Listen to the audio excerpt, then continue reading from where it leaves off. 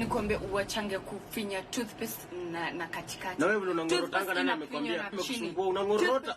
Mimi si nilikwambia kungorota iko kwa familia yetu. Nikutaka kwangu kweli? Sasa unangorota. My great grandmother anaitwa Grace alikuwa anangorota. Kila mtu kwa kijiji anajuanga Grace anangorota. Sasa unangorota ni kama naishi na kisiagi kwa nyumba. Oh, umenisa kisiagi. Unanikompea na mahindi. Oh, sasa mimi niko na aflatoxins. Oh my god, umesema niko na unangorota. Hiyo ni reali. Mimi nikifinya toothpaste na nikutaka kwangu mlamwa. Nikutaka. Sasa nikutaka kwa nani? Wewe mwenyewe ukimeza ulini usiku unaenda kusumbua. Na unajua kulala na watu. Mambo yako ya kungorota hii.